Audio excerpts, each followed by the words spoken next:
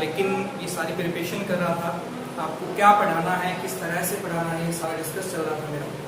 And सबसे पहले बता दीजिएगा कि आपको जो मैं बोल रहा हूँ आपको ऑडिबल है। सेकंड थिंग, प्रॉपर में आपको दिख रहा है सब कुछ। तो अपनी क्लास की शुरुआत करें, उसके बाद जल्दी से कमेंट करके बताइएगा इज एवरीथिंग ओके, सबको प्रॉपरली दिख रहा है। लाइव सेशन है हमारा ये बद्रा क्लासेस रायसनगर की तरफ से। और शुरू करने से पहले मैं आपको बता दूं कि आपको नीचे डिस्क्रिप्शन में एक लिंक दिया हुआ है बद्रा क्लासेस रायसनगर के ऑफिशियल यूट्यूब चैनल का। आपको उसे क्या करना है, सब्सक्राइब करना है, क्योंकि कुछ समय बाद 10 से 15 दिन बाद ये जो हमारे लाइव सेशन जो यहाँ पर रेगुलर वो में चल रहे हैं आपको उस चैनल पर मिलेंगे। आपको जो कंप्लीट क्लासेस है हम उसके अंदर कवर अप करवाएंगे। स्टूडेंट्स, आगे बढ़ने से पहले वो चैनल जरूर सब्सक्राइब कीजिएगा। और सबसे पहले आज क्लास की जो शुरुआत है वो करते हैं। हाँ जी, कमेंट आगे सर सबके ओके है, सब कुछ ओके। तो आज अपने क्या पढ़ने वाले हैं, किस तरह से पढ़ने वाले हैं, क्या क्या पढ़ने वाले हैं, वो अपने कवर अप करने वाले हैं। तो देखिएगा, सबसे पहले मैं आज का लेक्चर बता देता हूं कि क्या क्या होने वाला है आज के लेक्चर में, किस टाइप के क्वेश्चन को अपने पढ़ेंगे। तो कल अपनों ने एलसीएम की शुरुआत की थी। एलसीएम क्या होता है, लघुत्तम समावर्तक क्या होता है, ये अपनों ने शुरू किया था। और अपनों ने ये बात पढ़ी थी कि एलसीएम का मतलब क्या है और एलसीएम को फाइंड आउट कैसे करना है। और सर्स यानी कि आपकी घात वाली जो संख्याएं हैं उनका एलसीएम किस तरह से निकालें। आज के लेक्चर में क्या क्या पढ़ने वाले हैं, सबसे पहला मेरा टारगेट है जो आपकी फ्रैक्शन वाली संख्याएं हैं, भिन्न संख्याएं हैं, फ्रैक्शन वाली संख्याएं हैं, उनका आपको एलसीएम किस तरह से, फर्स्ट टारगेट मेरा है। सेकंड, मैं आपको जो वर्डिंग वाले क्वेश्चंस, वर्डिंग वाले जो क्वेश्चंस हैं, लाइक कैसे कि आपको प्रश्न में दे रखा है वह छोटी से छोटी संख्या ज्ञात कीजिए जिसमें 5, 15, 20 का भाग देने पर इतना शेषफल बचे। वो समान भी हो सकता है, वो अलग अलग भी हो सकता है, और कोई भी शेषफल ना बचे वो भी टारगेट हो सकता है। या आपके पास वर्डिंग वाले क्वेश्चंस आते हैं कि आपकी जो 4 घंटियां हैं वो 6 मिनट, 12 मिनट, 18 मिनट और 20 मिनट के अंतराल पर बजती हैं, कितने समय बाद वो फिर से बजेंगी। यानी कि बिल्कुल बेसिक लेवल के जो वर्डिंग वाले क्वेश्चंस आपको कवर अप करने हैं। वर्डिंग वाले क्वेश्चन की 4 टाइप्स आपको अलग अलग कवर अप करवाऊंगा जो एसएससी के एग्जाम में पूछे जाते हैं। ये 4 टाइप आज अपने कवर अप करेंगे और ये हमारा आज के लेक्चर का टारगेट होगा। चाहे मुझे आधा घंटा लगता है, पौना घंटा लगता है, उससे भी ज्यादा लगता है, तो मैं ये आपको कंप्लीट आज कवर अप करवाऊंगा। और side by side trick of the day, ये जरूरी है, ट्रिक ऑफ द डे ये भी आज अपने क्या करेंगे, कवर अप करेंगे। ये हमारे आज का टुडे का सेशन का टारगेट रहेगा। ये अपने को सारी चीजें आज आपको मैं कवर अप करवाऊंगा। क्लियर है स्टूडेंट्स? तो शुरुआत करते हैं। सबसे पहले आज मैं शुरुआत करूंगा एलसीएम से, उसके लास्ट में मैं आपको कवर अप कराऊंगा ट्रिक ऑफ द डे। तो स्टूडेंट्स, जनरली पहले कॉन्सेप्ट से कवर अप करेंगे तो बहुत आपका फ्रेश माइंड है बिल्कुल, तो आप प्रॉपर वे में उस कॉन्सेप्ट को समझ पाएंगे। तो सबसे पहले अपने टारगेट करते हैं कि आपकी जो भिन्न संख्याएं हैं उनका आपको एलसीएम किस तरह से लेना है। तो फ्रैक्शन वाली संख्याएं हैं उनका आपको फ्रैक्शन किस तरह से लेना है, भिन्न संख्याओं का एलसीएम किस तरह है। तो आपको ये पता होगा कि जो भिन्न संख्याएं हैं वो हमेशा किस फॉर्मेट में रहती हैं, p बटा q फॉर्म में रहती है, जिसमें p को अपने न्यूमरेटर हिंदी में इसे अंश बोलते हैं और q के अपने डिनोमिनेटर इसको अपनी हिंदी में हर बोलते हैं। p बटा q रूप में रहती है, अंश और हर यानी कि न्यूमरेटर और डिनोमिनेटर इसके अंदर होता है। तो इनका आपको एलसीएम किस तरह से निकालना है कि आपको इनका एलसीएम निकालते वक्त जो आपका अंश है, न्यूमरेटर है, उसका तो एलसीएम निकालना है, लेकिन जो नीचे की तरफ होगा, हर होगा, उसका आपको क्या निकालना है, एचसीएफ निकालना है। उल्टी प्रोसेस करनी होती है स्टूडेंट। जब भी भिन्न संख्याएं आ जाएंगी तब आपको अंश का लसागु निकालना होगा और हर का क्या निकालना होगा, एचसीएफ यानी कि महत्तम समावर्तय आपको निकालना होगा, मैसा निकालना होगा, तब जाके आपका रिक्वायर्ड आंसर आएगा। इसमें ये नहीं हो सकता कि डायरेक्ट आप ऊपर भी आप एलसीएम निकाल दो, नीचे भी आप एलसीएम, नीचे आपको जो करना होगा वो आपको उल्टा करना होगा। तो यहाँ पर एक एग्जाम्पल से समझते हैं। अपनी एग्जाम्पल लिया, फॉर एग्जाम्पल वैल्यू है मेरे पास 4/5 3/10 कोमा 8/15 का आपको क्या निकालना है, लेसर फाइंड आउट करना है कि कितना।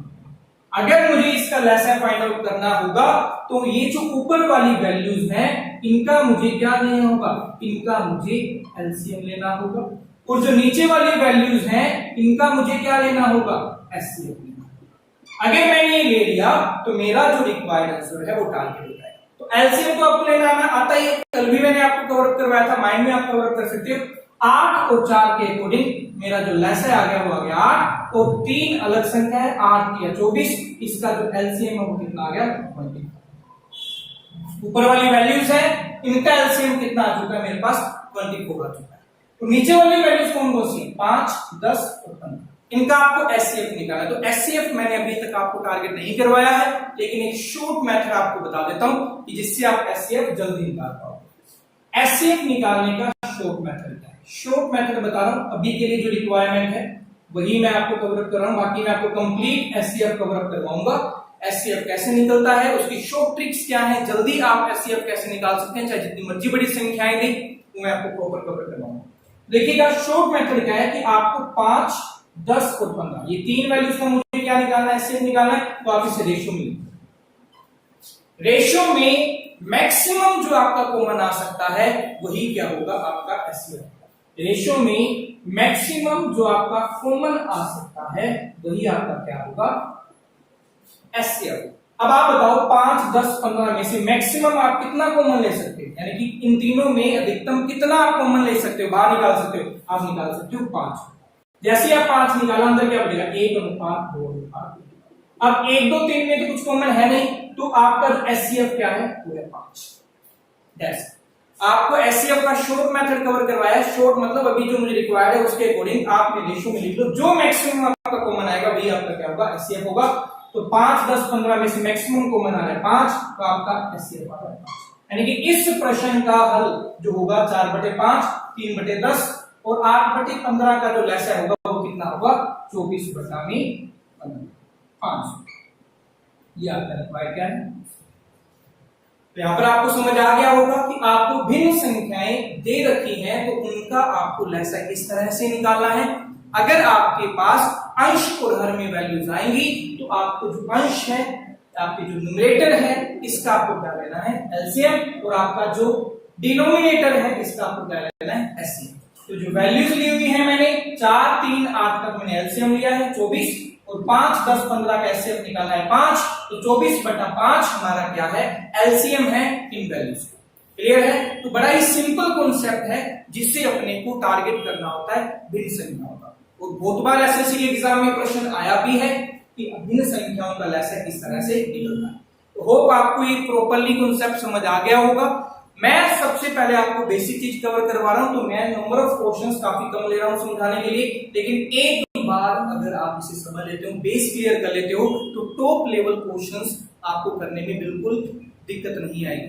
और ये जो लेसर का टॉपिक है आज आपका जो मैंने टारगेट सेट किया है उसको कवर करने के बाद मेरा जो नेक्स्ट जो टारगेट ये क्या है कल की क्लास का, कि जितना आप लोगों ने कवर अप किया है ना लेसर का, उससे रिलेटेड जो भी एसएससी के प्रीवियस ईयर एग्जामिनेशन में टॉप लेवल क्वेश्चंस आए हैं, सिंपल क्वेश्चन नहीं लूंगा स्टूडेंट, टॉप लेवल जो क्वेश्चंस आए हैं वो मैं आपसे कल की डेट के अंदर क्या करूंगा डिस्कस करूंगा।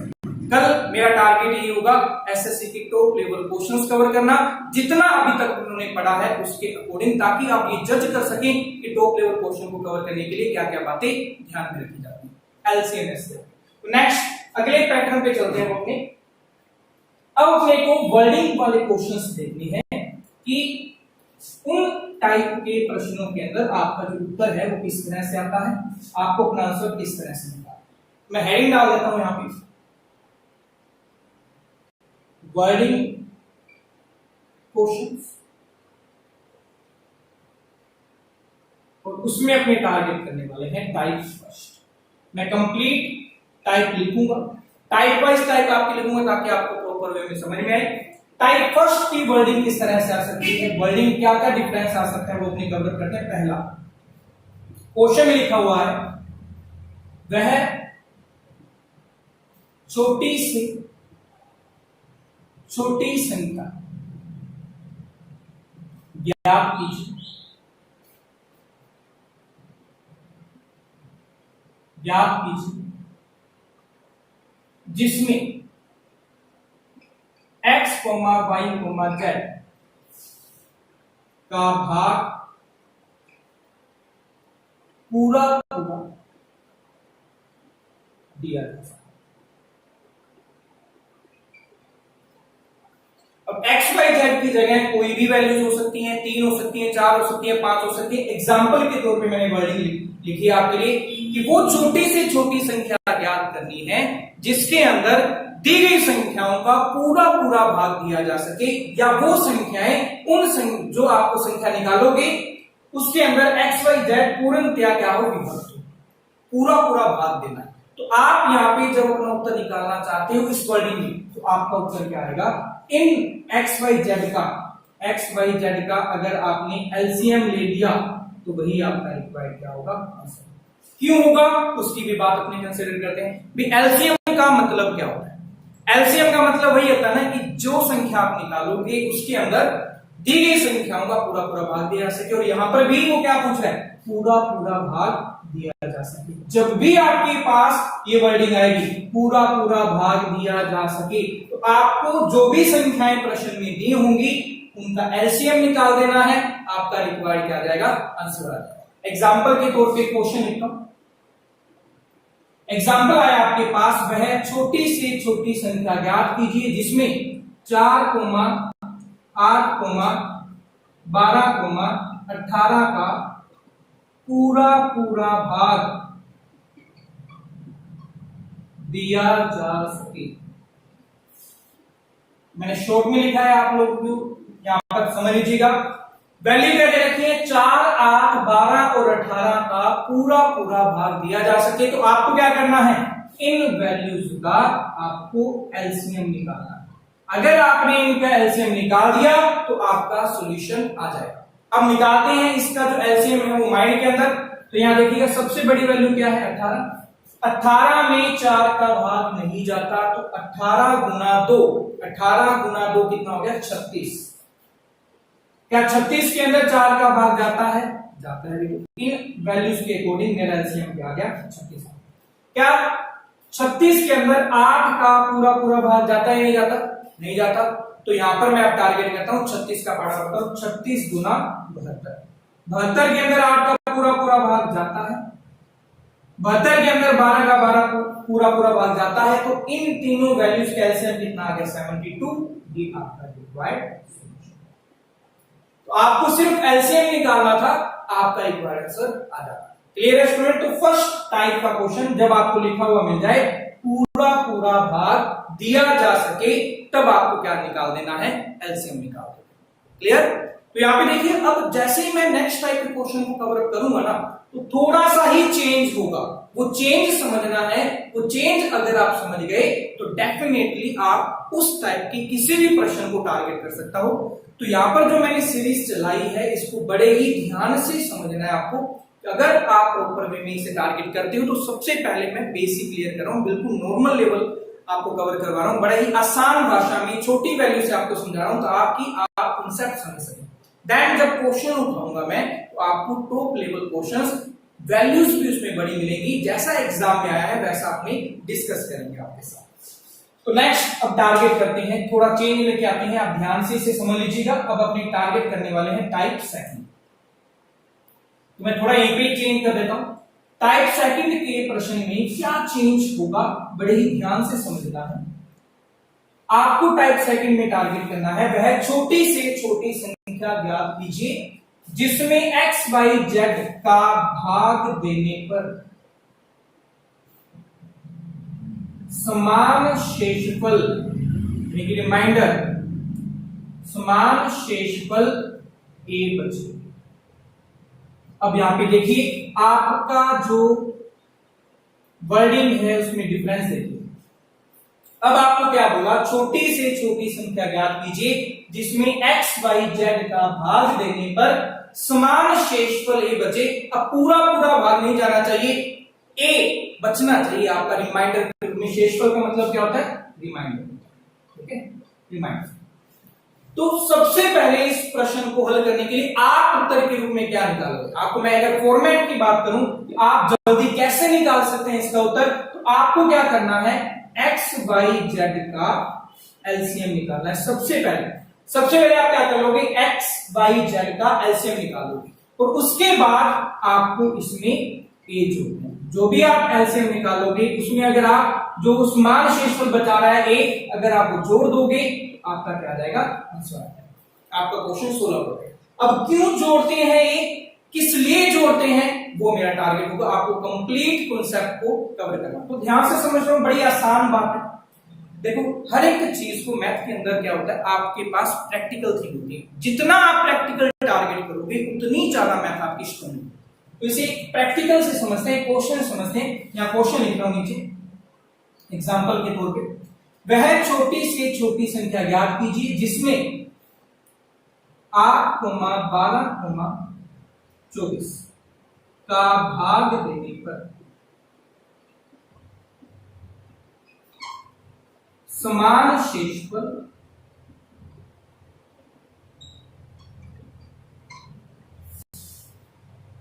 5 बचे।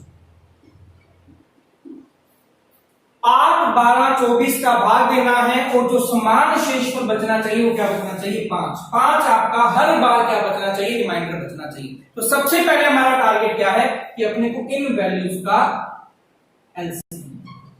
तो बड़े सिंपल मैंने प्रश्न लिया है। आप बताओ भी 8, 12 और 24 का जो एलसीएम है वो कितना होगा? क्या 24 के अंदर 8 का भाग जाता है? यस। क्या 24 के अंदर 12 का भाग जाता है? यस। तो आपके पास एलसीएम कितना आ गया, 24। अगर मैं इस 24 की बात करूं, ये 24 क्या बता रहा है, 24 वो संख्या है जिसके अंदर 8, 12 और 24 का पूरा भाग जाता है। लेकिन अपने को पूरा भाग नहीं देना, उसके बाद भाग देने पर हमारा क्वेश्चन क्या कह रहा है, इस शेषफल बचना चाहिए कितना, 5। तो मैंने बोला था वो 5 जोड़ना है। क्यों जोड़ना है वो यहां पर कवर करना है। तो सबसे पहले अगर मैं आंसर की बात करूं तो आप अगर वो 5 जोड़ दोगे तो 29 आपका क्या है, 29 आपका क्या होगा, आंसर होगा। लेकिन अब ये 5 जोड़ा ही क्यों, वो क्यों अपनों ने जोड़ा वो समझ रहे हैं। तो ध्यान से देखिएगा आप स्टूडेंट, मुझे एक सिंपल सी बात बताओ, मैं क्वेश्चन बोल रहा हूं उसे ध्यान से आपको सुनना है। वो क्वेश्चन क्या कहता है, माइंड में से कवर कीजिएगा कि मुझे वो संख्या बता दो जिसके अंदर अगर मैं 12 का भाग दूं तो 3 शेषफल बचे। जनरल सी बात माइंड में बताइएगा स्टूडेंट जल्दी से, कि मुझे वो संख्या बता दो जिसके अंदर अगर मैं 12 का भाग दूं तो 3 शेषफल आपका बचना चाहिए। तो आपके माइंड में आ रहा होगा कि 12 के अंदर 12 का पूरा भाग जाता है, 12 के अंदर 12 का पूरा भाग जाता है। अगर मैं 3 जोड़ दूं तो संख्या कितनी बन गई, 15। तो 15 वो पहली संख्या है जिसमें 12 का भाग देने पर 3 शेषफल बचता है। मैं ऐसा नहीं बोल रहा कि एक ही संख्या ऐसी है जिसमें 12 का भाग देने पर 3 शेषफल बचता है। ऐसी बहुत सी संख्याएं हो सकती है। जैसे कि अगर मैं बात करूं 36 की, तो 36 में भी 12 का पूरा भाग जाता है। अगर मुझे 3 शेषफल बचाना है तो मैं वो 3 जोड़ दूंगा। तो 39 वो संख्या है जिसमें 12 का भाग देने पर 3 शेषफल बचता है। तो यहां पर मुझे वो क्या शेषफल बचाना चाहता है, 5। अगर 24 के अंदर इन तीनों का पूरा भाग जाता है तो माइंड क्या बोल रहा है कि अगर मैं 5 जोड़ दूं तो अगर मैं उसमें 8, 12, 24 का भाग दूंगा तो मेरा रिमाइंडर क्या बचेगा, 5 बचेगा। यानी कि जो रिमाइंडर मुझे बचाना होता है वो मैं यहां पर जोड़ देता हूं। क्लियर है। और दूसरी बात, ये जो शेषफल है वो सबके लिए क्या है, समान है। समान शेषफल होने की वजह से यही वैल्यू इसके अंदर जोड़ दी जाती है। अगर मैं अप्लाई भी करूं 29 में 8 का भाग दूंगा तब भी आपका 5 शेषफल बच रहा है। 29 में 12 का भाग देने पर भी 5 शेषफल बच रहा है। 29 में 24 का भाग देने पर भी 5 शेषफल बच रहा है। तो ये 5 मेरे लिए क्या बन रहा था, जोड़ने पर मेरे सही आंसर को टारगेट करा। तो प्रैक्टिकली प्रूवन है ये चीज कि आप अगर वो समान संख्या जोड़ दोगे तो आपका आंसर आता है। तो स्टूडेंट्स यहां पर अगेन मैं बात रिपीट कर रहा हूं कि अगर आपको प्रश्न में मिले कि भाग देने पर समान शेषफल ए बचे तो आपको क्या करना है, जो भी संख्याएं दी गई हैं उनका एलसीएम निकालना है और जो भी समान शेषफल बोले वो जोड़ देना है तो आपका रिक्वायर्ड आंसर आ जाएगा। बिल्कुल एग्जैक्ट और सही उत्तर आपको मिलेगा। क्लियर है स्टूडेंट। अब अपने बढ़ते हैं टाइप थर्ड के ऊपर। देखिएगा उसमें क्या चेंज आता है और अपने प्रश्न को किस तरह से हल कर सकते हैं। तो ध्यान दीजिएगा स्टूडेंट्स, तीसरे टाइप का प्रश्न तो मैं यहाँ पे नीचे रिमूव कर रहा हूं, इसमें थोड़ा मॉडिफिकेशन कर देता हूं ताकि लिखने के अंदर हमारा समय वेस्ट ना हो, पूरा ज्यादा से ज्यादा सीख सकें कम समय के अंदर। और अगर आपको ये वीडियो पसंद आ रही है तो मैं एक बार फिर से बोलूंगा कि आपको ये वीडियो को लाइक करना है, अपने दोस्तों के साथ शेयर करना है। ओके, तो कवर करते हैं, वर्डिंग लेकर आते हैं टाइप थर्ड, तीसरे टाइप के प्रश्न। तीसरे टाइप का प्रश्न क्या कहता है, वह छोटी से छोटी संख्या ज्ञात कीजिए जिसमें एक्स वाई जेड का भाग देने पर शेषफल क्रमश a, b, c बचे। अब पिछले प्रश्न में क्या दे रखा था आपको, समान शेषफल बचे, लेकिन इस प्रश्न में क्या दे रखा है कि भाग देने पर शेषफल अलग अलग बचना चाहिए, अलग अलग शेषफल बचना चाहिए। तो इस प्रश्न को हल कैसे किया? सबसे पहले मैं आपको जल्दी करने का तरीका बता देता हूं कि आपको करना क्या होता है, फिर उसके बाद मैं एक प्रैक्टिस क्वेश्चन से आपको प्रॉपर वे में समझाऊंगा कि ऐसा क्यों होता है। तो यहां देखिएगा, आपको सबसे पहले क्या करना है, एक्स वाई जेड का एलसीएम। एलसीएम तो लेना ही होगा, अगर ये वर्डिंग आई है छोटी छोटी संख्या ज्ञात कीजिए तो आपको एलसीएम तो लेना ही होगा। एलसीएम लेने के बाद आपको क्या करना है, अंतर माइनस करना है। अब बात आती है भाई कौन सा अंतर माइनस करना है सर, माइनस तो करना है, अंतर माइनस करना है, तो कौन सा अंतर माइनस करना है? तो देखिएगा अंतर का मतलब क्या है, अंतर का मतलब है x और a का जो डिफरेंस आएगा, y और b का जो डिफरेंस आएगा, z और c का जो डिफरेंस आएगा वो, और यहां से जो डिफरेंस आएंगे, यहां से जो डिफरेंस आएंगे वो हमेशा क्या आएंगे, सेम। ऐसा हो ही नहीं सकता कि ये डिफरेंस क्या आ जाए अलग अलग। क्यों नहीं हो सकता, वो भी रीजन बताऊंगा कि वो रीजन प्रॉपर वे में आपको समझना है, और उसके लिए आपको समझना होगा एक क्वेश्चन। अगर मैं क्वेश्चन से वो अंतर डिफरेंस दिखाऊंगा तो आपको प्रॉपर वे में बिल्कुल क्लियर होगा कि आपका ये अंतर सेम क्यों होता है, और वो अंतर आपको घटाना है तो क्यों घटाना। नो प्रैक्टिस क्वेश्चन, ध्यान से देखो, प्रैक्टिस के लिए क्वेश्चन ले रहा हूं। ओके, क्वेश्चन हमारे पास है कि वह छोटी से छोटी संख्या ज्ञात कीजिए जिसमें 12, 16, 18 का भाग देने पर 12, 16, 18 का भाग देने पर क्रमश कंसेक्यूटिवली आपका जो शेषफल बचना है, क्रमश शेषफल क्या क्या बचे, क्रमश यानी से लेता हूं शेषफल क्या क्या बचे, 12 का भाग दूं तो 9 शेषफल बचे, 16 का भाग दूं तो 13 शेषफल बचे, 18 का भाग दूं तो 15 शेषफल, 12 का भाग देने पर 9 शेषफल, 16 का भाग देने पर 13 शेषफल और 18 का भाग देने पर 15 शेषफल बचना चाहिए।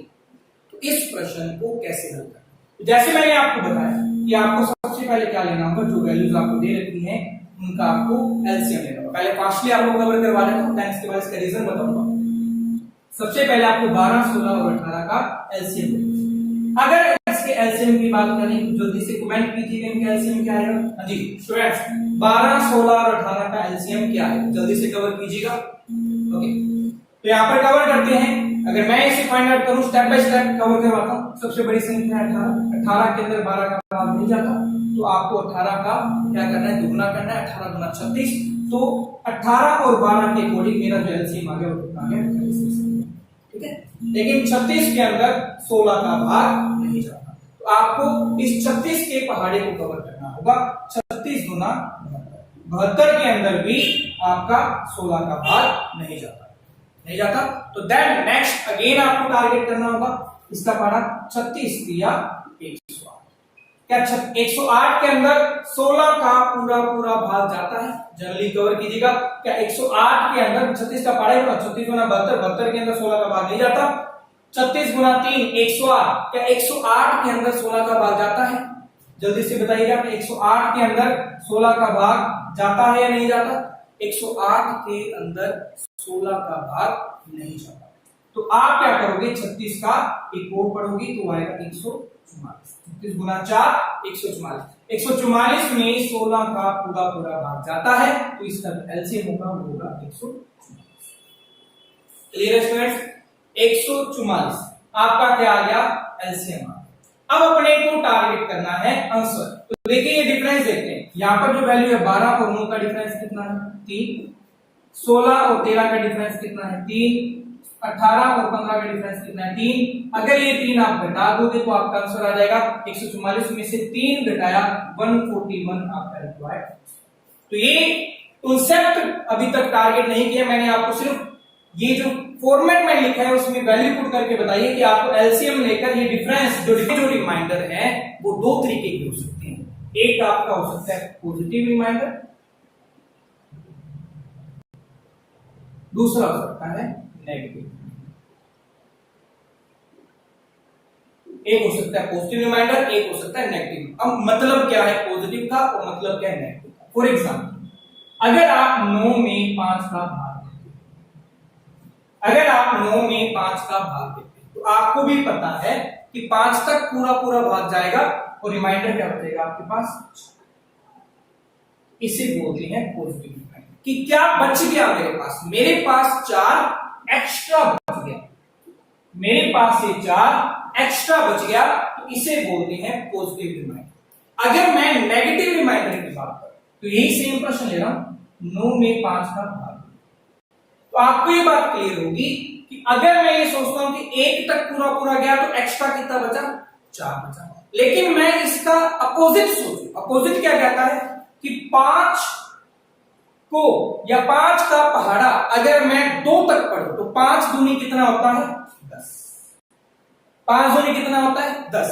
तो ये उससे कितना कम है? ये इसका 1 कम है। तो ये आपका क्या है? ये था एक्स्ट्रा, ये क्या है? 1 कम है, लेस है। 1 क्या है? कम है, तो इसे बोलते हैं नेगेटिव। और जब भी आप एलसीएम से प्रश्न करोगे, एलसीएम के प्रश्नों को करोगे, तो आपका एक रिमाइंडर डेफिनेटली क्या होना चाहिए? सेम होना चाहिए। प्रश्न को हल करने के लिए, एलसीएम के प्रश्न को हल करने के लिए हमारे पास कंडीशन है कि या तो आपका पॉजिटिव रिमाइंडर सेम होगा या आपका नेगेटिव रिमाइंडर सेम। अगर ये सेम होगा तो उसी के अकॉर्डिंग हमारा क्वेश्चन हल होगा। अगर ये दोनों अलग अलग आ गए, पॉजिटिव भी अलग आ गया और नेगेटिव भी अलग आ गया, तो अब हमने उत्तर को नहीं निकाल सकते। तो यहां देखिएगा कि इस प्रश्न के अंदर ये सारे के सारे जो अंतर निकाले हैं ये किसको बताते हैं? नेगेटिव रिमाइंडर को बताते हैं। मैं पूरे एग्जांपल से कवर कर देता हूं ताकि आपको प्रॉपर वे में ये समझ में। तो ध्यान से देखिए, वैल्यू मैं ऊपर लिख लूंगा। मुझे क्वेश्चन को समझाने के लिए प्रॉपर वे में थोड़ा स्पेस चाहिए, मैंने रिमूव कर दिया है। अब ध्यान से आपके पास क्वेश्चन था 12, 16 और 18 का भाग देने पर क्रमशः 9, 13 और 15 आपका रिमाइंडर। ठीक है, ये वैल्यू मैंने शॉर्ट में। अब मुझे एक ऐसी वैल्यू टारगेट करनी है जिसमें 12 का भाग देने पर 9 शेषफल बचे, 13 और 15 अलग अलग शेषफल बच रहे हैं। तो नेगेटिव रिमाइंडर अगर मैं निकालूं तो वो कैसे निकले? तो देखिएगा, इसका नेगेटिव रिमाइंडर, इसका नेगेटिव रिमाइंडर, इसका नेगेटिव रिमाइंडर सेम होना चाहिए। मैंने एलसीएम जो निकाला था वो क्या निकाला था? 144। 144 क्या आया था आपका? एलसीएम आया था। इसका मतलब क्या है? 144 वो संख्या है जिसके अंदर 12 का पूरा पूरा भाग जाता है, 16 का पूरा पूरा भाग जाता है और 18 का पूरा पूरा भाग जाता है। तो देखिएगा, अगर मैं 144 में 12 का भाग देता हूं तो पूरा पूरा है। लेकिन अगर मैं 9 शेषफल बचाना चाहता हूं, ओनली 9 शेषफल बचाना चाहता हूं, तो मुझे वो 9 जोड़ना होगा। लेकिन अगर मैं नेगेटिव रिमाइंडर की बात करूं तो इनके जो अंतर आते हैं वो क्या आते हैं? नेगेटिव रिमाइंडर आते हैं। इनका डिफरेंस कितना हो गया? 3, इनका कितना हो गया? 3, इनका कितना हो गया? 3। ये नेगेटिव रिमाइंडर है, यानी कि मैंने क्या किया? वो 3 घटा दिया, कितना आ गया? 141। अगर मैं 141 में 12 का भाग देता हूं तो आप खुद देखिएगा, ऑब्जर्व कीजिएगा, आपका रिमाइंडर कितना बचेगा। आपका ये वैल्यू जो रिमाइंडर देगी वो देगी 141 में जब आप 12 का भाग दोगे 9 रिमाइंडर बच रहा है और नेगेटिव रिमाइंडर कितना बच रहा है? नेक्स्ट देखिएगा, अगर आप 141 में 16 का भाग देते हैं तो आपका जो रिमाइंडर है वो कितना बच रहा है? 13। नेगेटिव रिमाइंडर क्या है? अगर आप 141 में 18 का भाग देते हो तो रिमाइंडर क्या बच रहा है भी आपका? 15। और आपका नेगेटिव रिमाइंडर क्या बच रहा है? और इन दोनों का टोटल आप ध्यान से देखोगे, कभी भी पॉजिटिव और नेगेटिव रिमाइंडर का जो टोटल होता है वैल्यूज का, आप साइन को टारगेट नहीं करोगे, 9 और 3 देखोगे, 13 और 3 देखोगे और आप 15 और 3 देखोगे, टोटल हमेशा वही संख्या होगा जिसका आपने भाग दिया है। यहाँ 12 है, 12 का भाग दिया तो इनका टोटल क्या है? 16 का भाग दिया, इन दोनों का टोटल कितना है? 18 का भाग दिया, इन दोनों का टोटल कितना है? मैं प्रॉपर आपको रिमाइंडर थ्योरम भी कवर अप करवाऊंगा, क्योंकि मैं एसएससी का टारगेट कर रहा हूं, तो आपको रिमाइंडर थ्योरम भी कवर अप करवाऊंगा, वहां पर ये पूरी अच्छी से डिस्कस होंगी। लेकिन इस क्वेश्चन को सोल्व करने के लिए ये बात जाननी जरूरी थी कि पॉजिटिव और नेगेटिव रिमाइंडर दो तरह के रिमाइंडर होते हैं, और अगर आपका पॉजिटिव रिमाइंडर सेम है तो वो जोड़ दोगे, अगर आपका नेगेटिव रिमाइंडर यहां अंतर सेम आया है तो नेगेटिव रिमाइंडर सेम है तो आप घटा दोगे, तो आपका उत्तर बिल्कुल सही आएगा। तो पिछले प्रश्न का उत्तर था 144 में से अगर आपने 3 घटाया 141, आपका सही। क्लियर है स्टूडेंट? ये हमारे पहले 3 टाइप के प्रश्न। अब अपने 4 टारगेट करने वाले हैं 4th टाइप के प्रश्न को, उसे आपको समझना है और वो वर्डिंग वाले क्वेश्चन को किस तरह से कवर किया जाए। टाइप 4 उसको अपने डिस्कस करें। ओके,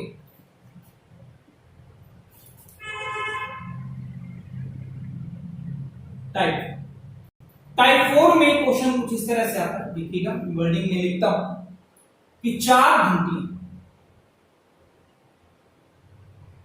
6, 12, 16 और 18 मिनट के गैप में बसती, इसे अंतराल बोलते हैं, के अंतराल में बसते, गैप में बसते। यदि वे एक साथ बसती हैं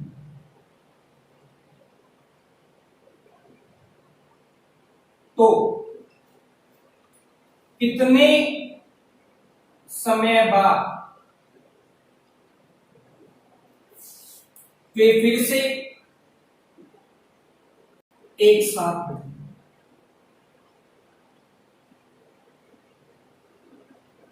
यदि वे एक साथ बजती हैं, एक साथ बजती हूं तो कितने समय बाद वो फिर से एक साथ बजेंगे? उनको फिर से एक साथ, यानी कि शुरुआत एक साथ बजने से होती है, तो कितने समय बाद वो फिर से एक साथ बजेंगे? तो यहां पर आपको सोचना है। आप एक सिंपल सी बात बताओ कि पहली घड़ी हर 6 मिनट के अंतराल पर बज रही है, दूसरी घड़ी हर 12 मिनट के अंतराल पर बज रही है, तीसरी हर 16 मिनट, चौथी हर 18 मिनट के गैप में बज रही है। अगर वो एक साथ बज रही हैं तो अगली बार जब वो एक साथ बजेंगी उनको जो समय लगेगा वो 6, 12, 18 और 16 से ज्यादा लगेगा या कम लगेगा? सिंपल बात सोच के देखिएगा, अगली बार उसे फिर से एक साथ बजने के लिए जो समय लगेगा वो 6, 12, 16, 18 से ज्यादा लगेगा या कम लगेगा? तो डेफिनेटली हमारे माइंड में आ रहा है कि ज्यादा लगेगा। अगर ज्यादा लगेगा तो आपको इस प्रश्न का उत्तर निकालने के लिए क्या निकालना होगा? LCM.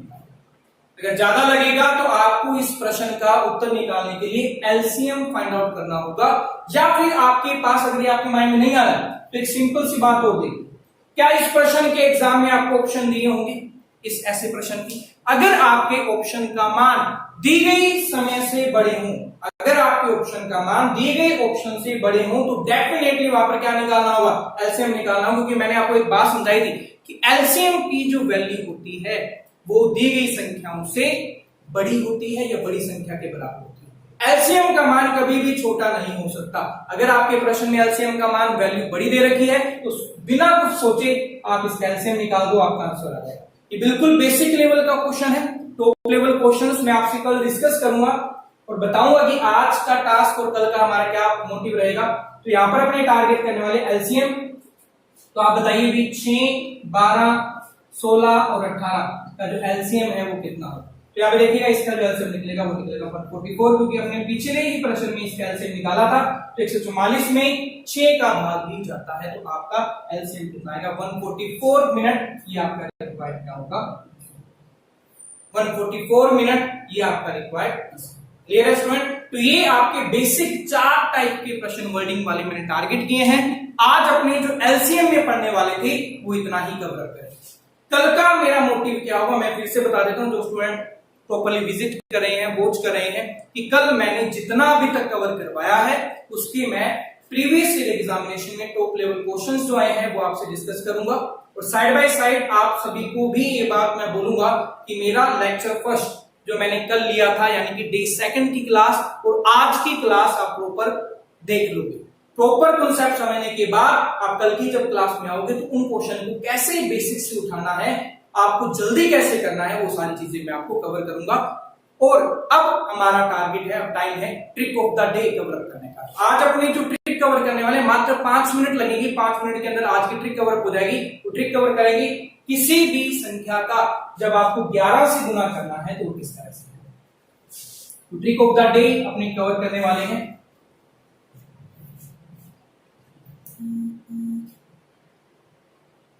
Trick of the day 11 से किसी भी संख्या का 11 से गुना कैसे करना है। वेरी सिंपल ट्रिक, मैं आपको पहले स्टेप बता देता हूं और उसके ऊपर 5 क्वेश्चन मैं आपको प्रैक्टिस के रूप में दे दूंगा और आप उसे अभी करके देखेंगे। तो सबसे पहले मैं बताता हूं कि करना कैसे होता है। तो सबसे पहले कोई वैल्यू ले लेते हैं एग्जांपल के तौर पे, 2 एग्जांपल लूंगा सबसे पहले मैं समझाने के लिए। वैल्यू है मेरे पास 1 2 3 4, इसको मल्टीप्लाई करना है आपको 11 से। तो आप कैसे करोगे? तो मेरी कैलकुलेशन जो भी शुरू होती है वो कहां से होती है, इधर से। तो आपको सबसे पहले ध्यान का रखना है कि आपका 11 से गुना है तो पहली और लास्ट वैल्यू आपको वैसे की वैसे लिखनी है। पहली और लास्ट वैल्यू आपको यहां से लिख लेनी है और कैलकुलेशन की शुरुआत करनी है आपको इधर की साइड से। और आपको क्या करने हैं, जोड़े बनाने हैं। जोड़े कैसे बनाने हैं? सब लोग जोड़े बनाने में वैसे ही बहुत फास्ट होंगे, यानी कि आपको नॉर्मल 2 संख्याओं का जोड़ करना है। यहां से शुरुआत करते हुए पहले आपको ये जोड़ा बनाना है। 2 और 1 कितना हो गया, फिर आपको अगला जोड़ा बनाना है। 3 और 2 कितना हो गया 5, फिर अगला जोड़ा बनाना है। 4 और कितना हो गया 7। सारे जोड़े खत्म हो गए, ये आपका रिक्वायर्ड है। क्लियर? मैं फिर से एक्सप्लेन कर देता हूं। सबसे पहले आपको 1 और 4 को लिख लेना है, 1 और 4 को लिख लिया। देन उसके बाद आपको जोड़े बनाने हैं। 1 का 2 का जोड़ किया 3, 2 3 कितना हो गया 5, 4 और 3 कितना हो गया 7। आपका required answer ready. Next example पे चलते हैं। एग्जांपल नंबर 2, वैल्यू है आपके पास 9784 का मल्टीप्लिकेशन करना है आपको 11 से। तो आप किस तरह से करें? तो देखिएगा स्टूडेंट्स, आपको सबसे पहले वही चीज 9 और 4 को क्या कर लेना है, उसके बाद आपको जोड़े देना है। अगेन वही चीज 9 और 7 कितना हो गया 16, तो 16 लिख देते हैं। कल मैंने पैटर्न बताया था कि जब भी मैं कैलकुलेशन इधर शुरू करूंगा तो आपको हंसिल अपनी कैलकुलेशन में लिखनी है। 16 के अंदर आपका जो हंसिल होगी वो कितनी होगी, 1 को 7 वाले को ऊपर लिखा और 6 नीचे। देन अगेन अगला जोड़ना आते 8 और 7 15, 15 के अंदर 1 ऊपर 5 नीचे, और 8 और 4 12, 1 ऊपर 2 नीचे। आपको जोड़ कर देना है 4 2 6 7 10। ये आपका रिक्वायर्ड क्या है, सोल्यूशन। Clear student? तो ये आपकी ट्रिक है जो आपको कवर करनी थी। अब इसके भी पर मैं 5 क्वेश्चन दे रहा हूं, उसको आपको आंसर करना है, अभी कमेंट करना है कि आपका रिक्वायर्ड आंसर क्या है। हाँ जी, मिटा रहा हूं मैं ये। तो देखिएगा स्टूडेंट्स, पहला क्वेश्चन 7 8 9 1 का मल्टीप्लिकेशन 11 से। सेकंड 9 3 8 1 का मल्टीप्लिकेशन आपको 11 से करना है। थर्ड 5 7 1 5 का मल्टीप्लिकेशन 11 से करना है। और 4 7 9 8 5 करना है। ये क्वेश्चन है 4 ही दे रहा हूं, स्पेस अवेलेबल है मैं, क्योंकि मैंने सोल्व करके भी बताने हैं। जल्दी से कमेंट कीजिएगा कि आपके जो रिक्वायर्ड सॉल्यूशन है वो क्या है। जल्दी से कमेंट कीजिएगा, पहला दूसरा तीसरा चौथा आपको इसे कवर करना है और सॉल्यूशन बताना है कि आपका जो रिक्वायर्ड आंसर है वो क्या है। जल्दी से बताइएगा। ओके, तो आप वीडियो पॉज करके भी अपने कमेंट दे सकते हैं। वीडियो पॉज करके कमेंट करते रहिएगा और कमेंट करने के बाद ही आपको देखना है कि आपका जो सॉल्यूशन आपने निकाला है वो सही है या गलत। तो उतनी देर में आपके सॉल्यूशन कवर कर रहा हूं, आप वीडियो पॉज करके उसकी कमेंट करने के बाद आप अपने आंसर चेकआउट कर सकते हैं। तो पहला क्वेश्चन का आंसर सबसे पहले 7 और 1 को लिख लेना है। 8 और 7 15, 8 और 9 17, 9 और 1 10। आपका जो आंसर आएगा वो आएगा 1 0 8 6। क्लियर है। नेक्स्ट जो आपका आंसर आएगा देखिएगा 9 और 1 आपने लिख लिया, देन उसके बाद 9 और 3 12, 8 और 3 11, 8 और 1 आपका जो आंसर आएगा 10319, ये आपका आंसर। थर्ड पे चलते हैं, 5 और 5 आपने लिख दिया, देन उसके बाद 7 और 5 12, 7 और 1 8, 5 और 1 आपका आंसर होगा 6 2 8 6 5। नेक्स्ट करना है 7 और 5 लिख दिया आपने, 9 और 7 16, 9 और 8 17, 8 और 5 देन आपको उसके बाद जोड़ देना है 5 3 8 7, ये आपका आंसर। तो पहले क्वेश्चन का जो आंसर है 86801, सेकंड क्वेश्चन का आंसर है 103191, थर्ड क्वेश्चन का आंसर है 62865 और फोर्थ क्वेश्चन का आंसर है 87835। ये आपके रिक्वायर्ड सॉल्यूशन है। तो होप आपको ये प्रॉपर वे में समझ आ गया होगा। और आपको मैं फिर से याद दिला देता हूं कि डेली बेसिस पे हमारी क्लासेस चलेंगी। आपके जो फ्रेंड्स हैं आप उनसे शेयर कीजिए, आपके जो ग्रुप्स हैं उनसे शेयर कीजिए और उन्हें बताइएगा कि डेली रूटीन के अंदर बद्रा क्लासेस रायसंगर ने लाइव सेशन शुरू किया है। आप घर पर बैठकर इसे प्रॉपर वे में देख सकते हैं। और कोई भी आपका डाउट है, कोई भी अगर आपका कोई सजेशंस है हमारे लिए, हमारी क्लासेस के लिए, हमारे पढ़ाने के वे के लिए, तो आप उसे कमेंट कर सकते हैं। आप कमेंट कीजिएगा, definitely we will work on that. Clear है स्टूडेंट्स। और अभी 3 बजे सेशन के लिए रेडी रहिएगा। इंग्लिश का सेशन 3 बजे लाइव शुरू हो जाएगा। अपने फ्रेंड्स को फोन, मैसेज, व्हाट्सएप, फेसबुक पर डाल दीजिएगा ताकि वो भी इसका लाभ उठा सके। और अपने सभी ग्रुप्स के साथ फेसबुक पर, व्हाट्सएप पर, टेलीग्राम, जो भी आपके पास सोर्सेज हैं, आपको इस चैनल के बारे में क्या करना है, शेयर करना है। और बद्रा क्लासेस रायसनगर का जो ऑफिशियल चैनल है उसे सब्सक्राइब करना मत भूलिएगा। Thank you students.